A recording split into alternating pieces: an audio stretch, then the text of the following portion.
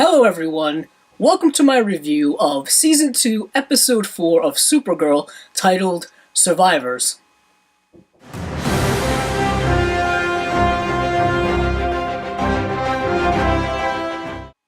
Before I go any further, I just want to say there will be spoilers in this review.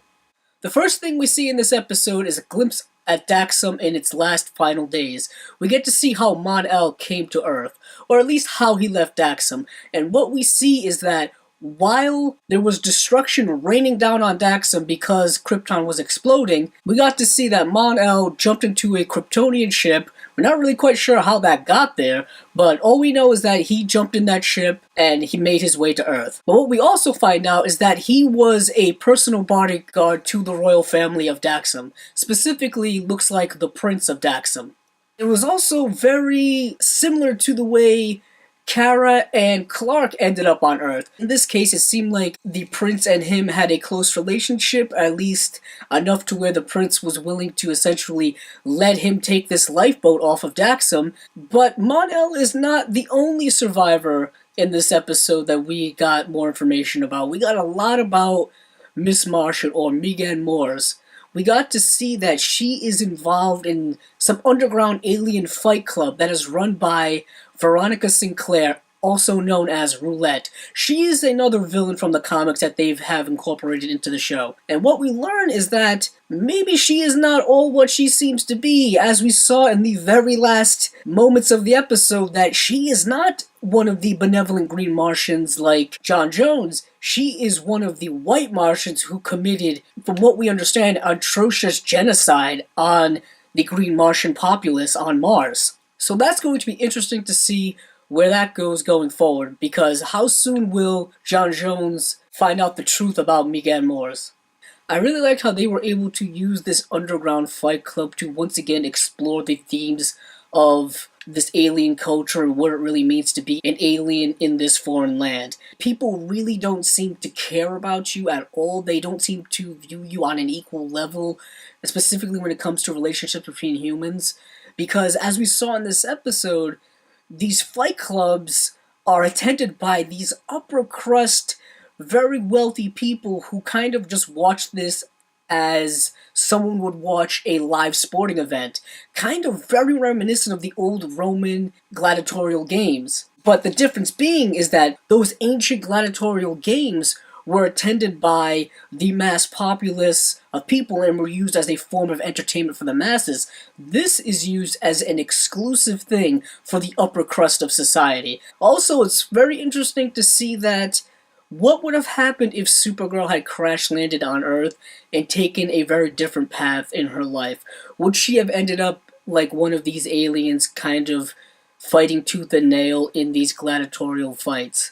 In the episode, John Jones is going through a lot of internal turmoil because he thought he was the last of his kind, and now he believes that there is someone else who is part of his kind.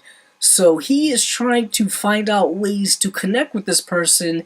Granted, he's not going about it in the most subtle of ways. I mean, he just met this person and all of a sudden he's asking her all of these kind of personal questions. And then he asks this question, would you want to bond with him? And this is a form of psychological bonding that I believe the Martians were able to take part in, where you and the other person seemingly have no secrets from one another. You are kind of on the same mental plane, which is very interesting. And it's also interesting that she resisted this because, as we come to find out, she is not really a green Martian. So he would have found out who she really is. He would have found out about these underground fight clubs that she was attending. So it was interesting to see how they were able to incorporate another wrinkle in that storyline. It's not just her hesitation as a character. It's because she had legitimate secrets to withhold. But back to Mon-El. Mon-El in this episode is kind of being treated almost like a prisoner in the sense that he has to stay at this DEO facility, mostly for his protection, but also for the protection of the mass people, because he really doesn't know how to interact with human beings. As we saw in this episode, when he and Wynn were somehow able to escape the DEO facility and go out drinking at a bar and got into some type of problems there, which kind of was inevitable. And it was also kind of weird that this DEO facility apparently doesn't have the security enough to know where people are coming in and people are coming out. Granted, it was something that they needed to serve the plot, so it worked in that respect. And it's also interesting to see that this Mon-El character is rather benevolent, at least so far. Granted, in the beginning, he was kind of a fish out of water, he was freaking out, but now he seems to be going along with the program in a very easy way. Almost too easy to the point where I'm kind of waiting for him to snap a little bit, like I felt that he was going to do in this episode, but it never happened. He just seems to want to actively help out and work with people. And it's nice to see that him and Wynn have this kind of bromance brewing, or this friendship brewing, because it's nice to see Wynn interact with other characters other than Kara and Jimmy and Alex all the time. Also, it's nice to see that Supergirl was able to get over her prejudice and her fear of the Daxamites, and now she wants to train him and work with him about his newfound powers on Earth. So I don't think we have actually seen the full extent of Mon-El's powers yet. Perhaps when he gets out in the yellow sun, other things will start to manifest. I'm kind of liking the angle they are going with when it comes to Maggie Sawyer and Alex.